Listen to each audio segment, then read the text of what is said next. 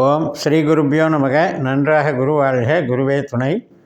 பரபிரம ருத்ரகாயத்ரி ஞானஸ்தலத்து நண்பர்களுக்கு வணக்கங்களும் வாழ்த்துக்களும் கூறி, இந்த 8 நாட்கள் என்கின்ற வாரப்பலனுக்காக கடகலக்னத்திற்கு பார்க்க இருக்கோம்.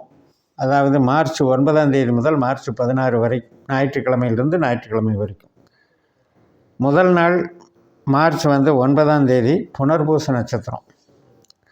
இப்போ நம்ம கடக லக்னத்திற்கு 12ஆம் வீட்டில் சந்திரன் குருவை போல் செயல்படுகிறார். குருவும் சந்திரனை போல் செயல்படுகிறார். குரு சந்திரனுடைய நட்சத்திரத்தில் இருக்கார், புதனுடைய உபநட்சத்திரத்தில் இருக்கார்.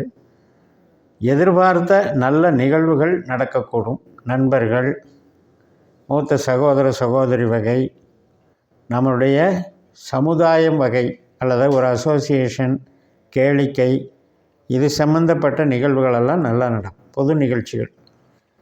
அது மட்டுமல்ல, உங்களுக்கு புதிதாக நண்பர்கள் அறிமுகமாகிறது. அதன் மூலமாக நமக்கு ஒரு மகிழ்ச்சி கிடைக்கிறது. சொந்த பந்தத்திலையும் நமக்கு ஒரு அனுகூலமான நிலைமை காணப்படுகிறது. நல்ல நாளாக அமைகிறது. மறுநாள் மார்ச் 10ஆம் தேதி திங்கட்கிழமை பூசம் நட்சத்திரம். நம்ம லக்னத்தில் சந்திரன் சனியை போல் செயல்படுறார். நமக்கு இப்போ 8ல் சனி இருக்கார் இல்லையா, அட்டம சனி. அந்த சனி குருவனுடைய நட்சத்திரத்திலையும் சுக்கிரனுடைய உபநட்சத்திரத்திலையும் இருக்கின்ற காரணத்தினால இந்த 8ல் இருக்கிற கட்டமான ஒரு பலனை தரவே மாட்டார். ஏன்னா குரு நமக்கு நட்சத்திர அதிபதியாக வர்றதுனால ரொம்ப ரொம்ப நல்ல பலன்களை நடத்துவார். அதாவது எதிர்பாராத நன்மைகளை நிகழ்த்துவார். வேலையிலையும் நமக்கு திருப்தி இருக்கும். ஒரு உறவுகள் சார்ந்த வகையிலையும், பிரயாணங்கள் போகிறதுலையும், தந்தை வர்க்கம், பூர்வீக வர்க்கம், இது சார்ந்த வகையிலையும் நன்மைகளெல்லாம் அற்புதமாக நடக்கும். நல்ல நாள். மார்ச் 11ஆம் தேதி செவ்வாய்க்கிழமை ஆயில்யம் நட்சத்திரம். நம்ம லக்னத்தில் புதனுடைய நட்சத்திரம். சந்திரன் போகிறது. புதன் நமக்கு எங்கே இருக்கார்? மீனராசியில் சனியினுடைய நட்சத்திரத்துலேயும் ராகுனுடைய உபநட்சத்திரத்துலேயும் இருக்கார். இந்த புதன் ராகு 2 பேருமே 9ஆம் இடத்துல இருக்கிறதுனால வெளிநாடு தொடர்புகள், பேச்சுவார்த்தைகள், டிரான்ஸ்போர்ட் சம்மந்தப்பட்டது, சாஃப்ட்வேர் லைன் சம்மந்தப்பட்டது, ஐடி லைனு மற்றும் கமிஷன் வகை தொழில்கள், ஏஜென்சிஸ், டிஸ்ட்ரிபியூஷன், இதில் இருக்கவங்க, ஸ்டேஷ்னரி லைனில் இருக்கவங்க, எலக்ட்ரிக்கல் எலக்ட்ரானிக்ஸில் இருக்கவங்க, இது சம்மந்தப்பட்டதெல்லாம் நல்லா நடக்கும். அதனால் இன்றைக்கி மூளை உழைப்பு சார்ந்த அன்பர்களுக்கு மிக மிக பயனுள்ளதாக இருக்கும். ஏன்னா புதன் நமக்கு 12ஆம் வீட்டுக்கும் 3ஆம் வீட்டுக்கும் அதிபதி. ஆனால் புதனுடைய நட்சத்திரம் நம்ம லக்னத்தில் தான் இருக்குது. அதனால் நம்ம சிந்தனை, நம்மளுடைய திறமைகள் எல்லாம் புதன் தான் வச்சுருக்காரு. அவர் நல்ல நிலைமையில் இருக்கிறனால பலன் நல்லாயிருக்கும். மார்ச் 12ஆம் தேதி மகம் நட்சத்திரம். சிம்ம ராசியில் 2ஆம் இடத்துக்கு சந்திரன் போய் கேதுவாக செயல்படுறார். கேது சூரியனை போலவும் சனியை போலவும் செயல்படுறதுனால பேச்சுவார்த்தைகளை இன்றைக்கி கவனம் தேவை.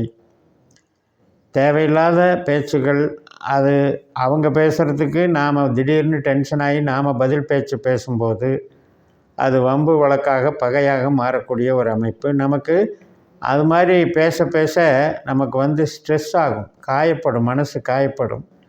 அஷ்டம சனியினுடைய தாக்கத்தை இந்த கேது கொடுப்பார்னு புரிஞ்சுக்கிட்டு இன்றைக்கி அமைதி காக்கணும். ரொட்டீனாக இருக்கிற வேலைக்கு பங்கம் இல்லை. அதில் கூட நமக்கு கொஞ்சம் ஒத்துழைப்பு குறைவாக இருக்கும். ஏதோ ஒரு வகையில் நம்மளை இரிட்டேட் பண்ணுவாங்க, கொஞ்சம் டீக்ரேட் பண்ணுவாங்க. அதையெல்லாம் கண்டுக்காமல் இன்றைக்கி உழைச்சிட்டு மனசை கொஞ்சம் ஹாப்பியாக வச்சுக்கிட்டு ஒரு மாதிரி ஸ்ட்ரெஸ்ஸை குறைச்சிக்கிட்டு இருந்தீங்கனாலே இன்றைக்கி நாள் சாதாரணமாக கடந்து போயிடலாம்.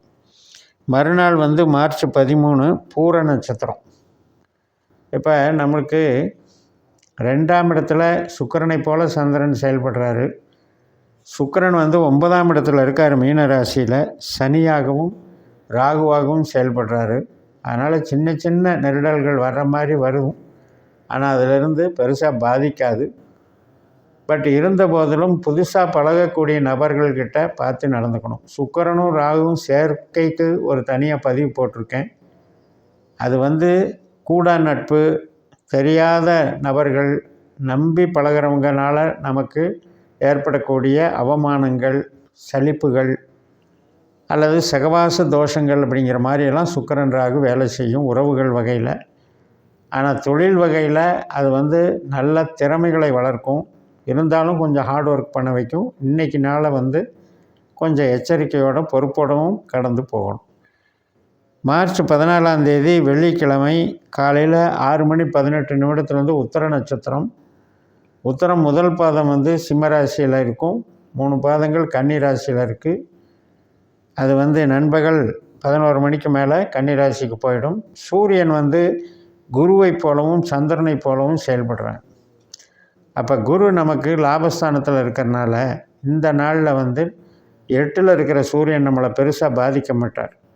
நம்ம உழைக்கிற உழைப்புக்கு பாராட்டு கொடுப்பார். அதனால் நமக்கு மன நிம்மதி ஏற்படும், மனநிறைவு ஏற்படும். எதிர்பாராத பணவரவு, எதிர்பாராத உறவுகள் மகிழ்ச்சி இதெல்லாம் ஏற்படும். மார்ச் 15ஆம் தேதி சனிக்கிழமை காலையில் 8:53 வரைக்கும் இந்த உத்திர நட்சத்திரம் இருந்துட்டு அதுக்கப்புறம் அஸ்த நட்சத்திரம் தொடங்குது. நம்ம லக்னாதிபதியே சந்திரன் தான்.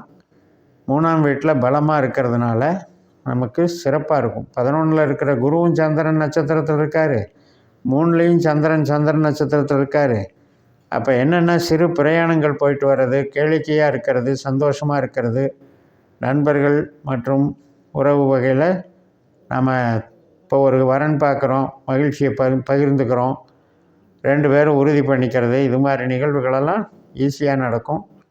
கலைத்துறை சார்ந்தவர்கள், ஐடி லைனில் சார்ந்தவர்கள் மற்றும் அட்வர்டைஸ்மெண்ட் செய்தி ஒளிபரப்பு துறையில் இருக்கவங்க எல்லாத்துக்கும் ரொம்ப ரொம்ப சிறப்பாக இருக்கும் இந்த சனிக்கிழமை. மறுநாள் ஞாயிற்றுக்கிழமை. இதில் சித்திரை நட்சத்திரம் நண்பகல் 11:44 தான் தொடங்குகிறது. இந்த செவ்வாயினுடைய நட்சத்திரம் என்பது குருவை போலவும் புதனை போலவும் செயல்படுகிறார்.